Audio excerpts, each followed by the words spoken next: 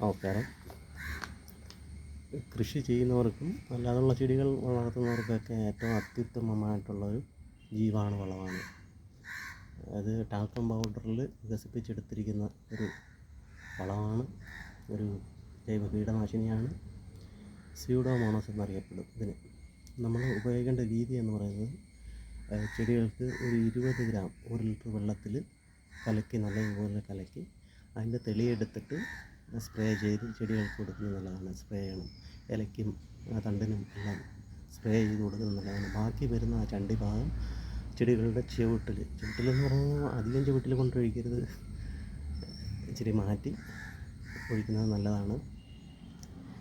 ഇത് ഒരു ജീവാണു വളമാണ്. നമുക്ക് ചെടികളുടെ കായ ഉണ്ടാകാനും കായ നല്ല രീതിയിൽ പിടിക്കുന്നതിനൊക്കെ ഏറ്റവും ബെറ്റർ ജീവാണു വളമാണ് അബ്ഡക്കിൻ്റെ സ്യൂഡോമോണസ്. ഇത് ചെടികൾ കൊടുക്കുന്നത് നല്ലതാണ്. അതുപോലെ കൃഷി ചെയ്യുന്നവർ ഉപയോഗിക്കണം. നല്ല ഫലം കിട്ടും. ഓക്കെ, ഇഷ്ടപ്പെട്ടിട്ടുണ്ടെങ്കിൽ ഒരു ലൈക്ക്, ഒരു ഷെയർ, പിന്നെ ഒരു സബ്സ്ക്രൈബ്. ഓക്കെ, ഇനിയും വരാം കേട്ടോ.